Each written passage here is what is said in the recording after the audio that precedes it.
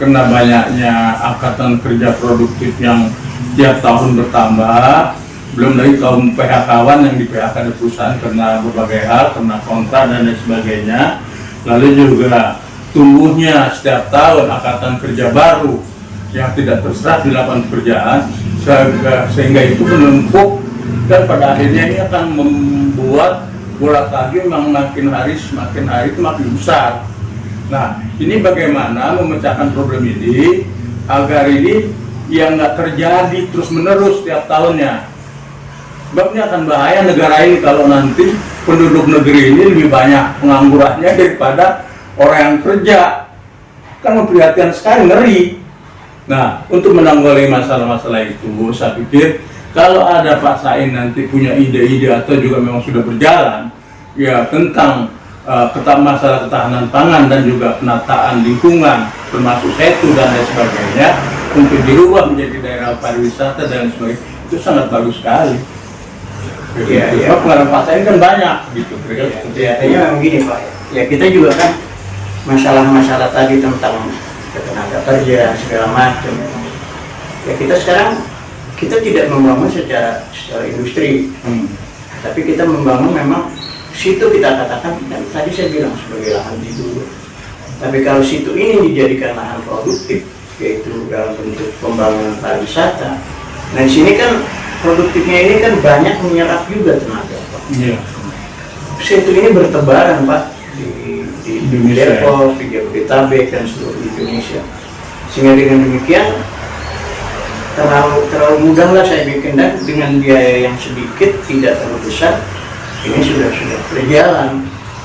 Situ kan cuma alam situnya yang diperbaiki, terus sarana wisatanya cuma apa sih? Ini sepeda air, perahu naga, segala macam yang berkaitan dengan air. Terus pengelolanya, pemandu wisatanya kan itu Pak. Terus penyiapan untuk pengunjung wisatawannya ini. Ya artinya ada warung kecil, ada yang warung minuman yang segala macam yang dikelola oleh masyarakat situ sendiri di sekitar situ. Nah, ada kebersihannya yang bisa juga dilakukan oleh orang-orang situ yang juga dari partisipasi pedagang-pedagang tadi agar menjadi situ ini terawat dan lestari gitu.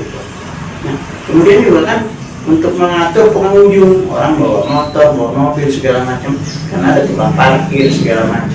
Ini kan juga memang artinya berkaitannya dengan demikian penyerapan tenaga kerja atau penyiapan ekonomi produktif masyarakat di sekitar situ akan tertebar di seluruh wilayah. Dengan demikian artinya kita menempatkan bagaimana sih membangun masyarakat secara ekonomi dan agar dia juga bisa makan, bisa minum, perutnya juga nggak kelaparan. Ya ini kan juga artinya kontribusi kita terhadap itu saya pikir sangat perlu diperhatikan. Kemudian tadi kan di sepadan-sepadan setu, di lahan-lahan yang lain segala macam, apa sih program yang pemerintah dalam bentuk ketahanan pangannya? Kan ini juga bisa dibudidayakan, bisa diusahakan agar masyarakat ini bisa melakukan tanaman-tanaman dalam konteks ketahanan pangan. Kalau dia menyebar sedikit-sedikit tapi menjadi banyak gitu, kan sama pada akhirnya. Banyak petani-petani ini bisa merawat kambing, bisa segala macam. Tapi kenapa tidak memberikan konsep ini kepada masyarakat? Cuma di dalam konteks mekanisme pengelolaan inilah yang memang kita pikir mereka kita bina dulu, kita latih dulu segala macam, dan tentunya dengan orang-orang yang memang dari lapangan mampu melakukan masalah-masalah yang bersifat pembinaan tadi. Kan banyak, ada orang-orang dari EPW juga bisa ada mereka melakukan penyuluhan untuk masalah ini. Kenapa kita tidak manfaatkan? Mereka juga memang kewajiban dia udah selesai menjadi sarjana dari pertanian, ya mereka harus melakukan itu. Artinya kita bisa menyerang secara dulu. Artinya masyarakat kita punya motivasi tinggi, punya kreasi tinggi untuk membangun dirinya sendiri. Kalau saya berpikir itu kenapa kita kembangkan situ menjadi objek wisata. Bahasa kerennya mungkin lahan tidur kita jadikan lahan produktif, produktif pariwisata, sekaligus pelestarian dan pemeliharaan setu, sehingga sampah-sampah itu yang selama ini terpendam di setu itu bisa jadi bersih ya. Dan lingkungan jadi sehat otomatis Pak. Kalau sudah setu itu bersih, sehat, nggak ada lagi limbah dibuang ke setu, ini kan juga sangat bagus sekali untuk penataan lingkungan.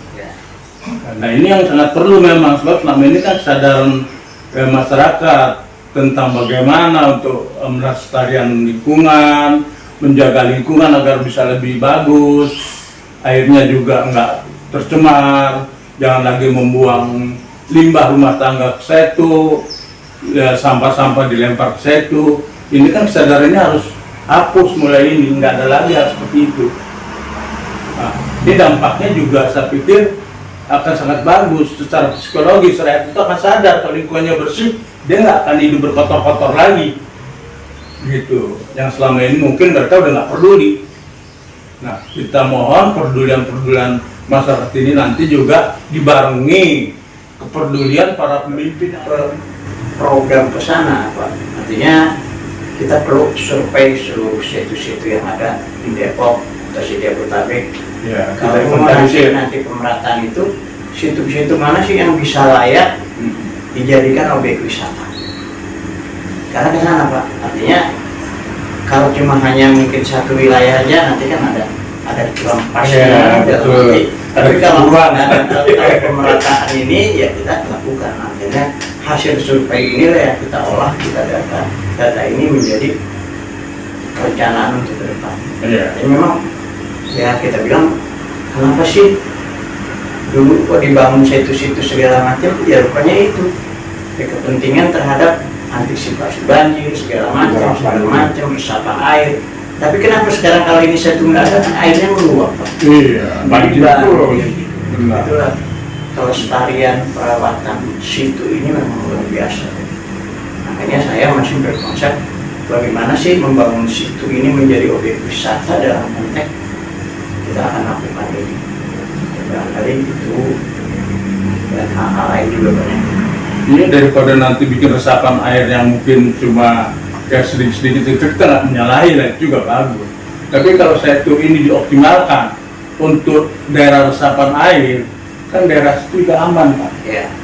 Nggak kurang air, dan air ini nggak akan meluap ke wilayah lain, mengganggu wilayah lain yang kebanjiran. Itu saya pikir akan sangat bagus sekali, dampaknya nih sangat besar sekali, Pak. Saya yakin itu. Ya karena kaitannya gini, Pak. Sampah kalau tidak diolah, dia masuk setu ini terjadi penuh sampah dan terjadi pendangkalan. Betul. Begitu penuh sampah dan pendangkalan, terjadi pencemaran terhadap air situ. Nah air situ ini, Pak, dia lari ke sumur-sumur warga. Betul. Nah kalau airnya tercemar, ke sumur warga minum dari air sumur itu bukan tidak mungkin.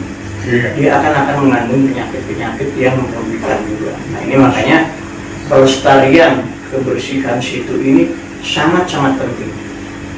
Ya, sebab nggak mustahil dari industri itu akhirnya masuk di situ itu ya yang mengandung limbah berat, ya kan B3 dan lain sebagainya. Itu kan juga akan mematikan biosistem yang ada di situ, Pak. Ya, merusak lingkungan, merusak manusia.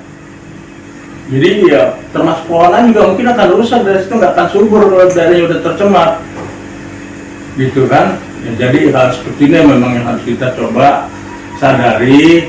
Ya mudah-mudahan sih bagi mereka-mereka yang peduli dengan nasib lingkungan, yang peduli dengan nasib bangsa negeri ini, ya cobalah kita nanti diskusikan bila mana perlu, nanti kita adakan diskusi nasional, Pak. Diperantarai mungkin oleh Menteri Pariwisata atau Menteri yang lain, atau syukur-syukur ya nanti dari lembaga lain kita bisa kerjasama ya, dengan para ahli yang benar-benar memang, walaupun kita tahu persis kalau kita kan memang ahli dalam pengelolaan dan juga penataan setu, Tapi ada ahli lain mungkin dalam bidang lain yang memang kita bisa panggil, kita diskusikan gimana sih kalau negara lain kok bisa tertata rapi bagus, ya kan, rakyatnya sehat, kan pemerintah juga nggak perlu mengeluarkan dana besar untuk kesehatan masyarakat. Kalau sekarang kan penyakit udah macam-macam nih, sebab airnya tercemar. Kita lihat, jangan jauh-jauh Pak, dari lingkungan kita aja hidup. Sekarang hampir setiap rumah punya WC, ya kan? WC itu dibuang air ke situ. Kita sedot air tanah itu, rata-rata minumnya air tanah itu kan dari tanah kita serut. Ya itu kan sama dengan menyedot air WC. Kalau setiap rumah ya 4-5 meter ada septic tank, ada juga air, pompa air dan lain sebagainya, air tanah. Diminum air itu aja yang berputar, nanti yang kita ini kan nggak sehat. Lalu juga begitu juga dengan setu. Kalau semua dibuang setu, situ yang tercemar dan lain sebagainya, ini juga kan akan mempengaruhi kesehatan masyarakat.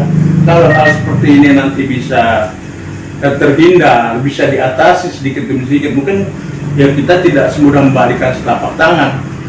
Tapi ini harus dimulai dari sekarang. Kalau kita memang sayang pada anak cucu kita yang akan datang nanti di negeri ini. Gitu. Ya, Jadi kembali sesuai tadi apa yang kita katakan bahwa dengan adanya angkatan kerja baru tahun demi tahun, ditambah pula dengan PHK ini sudah barang tentu sangat rawan di Republik kita ini. Nah, bagaimana kita selaku dari organisasi gerakan Muslim Indonesia untuk mensiasati agar kita bisa menciptakan lapangan-lapangan kerja kreatif. Nah, seperti halnya di sektor pariwisata, ini banyak hal-hal yang bisa kita gali. Seperti tadi saya bilang, dan juga bukan hanya itu saja. Di samping itu juga kita juga mengadakan atau pendidikan untuk mengarahkan mereka-mereka ini agar menjadi pekerja-pekerja yang profesional, yang pada gilirannya ya kita juga bisa membuat tenaga kerja yang cukup canggih untuk menjadi ekspatriat dan sebagainya sesuai dengan bidangnya. Kalau kita mengatur sana memang sudah sangat-sangat pincang sekali, supply and demand ini sudah tidak memadai. Nah, mari kita dari di sektor pariwisata. Ini banyak hal yang perlu kita benahi di sektor pariwisata. Kalau perlu kita bikin macam katalog pusat-pusat pariwisata yang ada di Indonesia, katakanlah untuk dalam negeri, itu masing-masing wilayah kan ada khusus wisata. Mereka juga tidak terlalu banyak mengeluarkan pos, karena di wilayahnya masing-masing ada tempat-tempat wisata.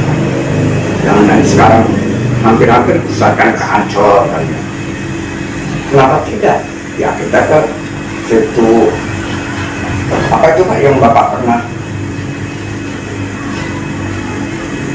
pikir Sidomukti gak ya? Dongkelan. Oh, Dongkelan. Kenapa kita harus jauh-jauh? Bagi wilayah di sana cukup wisata. Sekaligus juga kita menciptakan ekonomi kerakyatan. Kalau memang ekonomi kerakyatan ini sudah berjalan, ini tidak terkena dengan imbas seperti increasing atau kenaikan itu dan sebagainya. Ini akan benar-benar monoton dan berkelanjutan ekonomi kerakyatan. Inilah yang perlu kita cari sumber-sumber atau kita gali dan berpotensi ada. Nah, kami dari kita kan dari gerakan ini bukan hanya sekedar masalah ketenaga kerjaan atau demo dan sebagainya. No, tidak. Kita ini benar-benar menciptakan tadi lapangan kerja kreatif di berbagai lini atau bermacam sektor. Saya rasa ini di Republik kita ini yang terkenal kan Indonesia dengan bukan seribu pulau. Itu banyak sekali hal yang bisa kita gali di sana. Jadi bagaimana kita menciptakan lapangan kerja kreatif khususnya di sektor pariwisata. Dengan prioritas mungkin nanti kita akan satu khususnya Depok. Kalau Depok terkenal dengan 1000 sektor.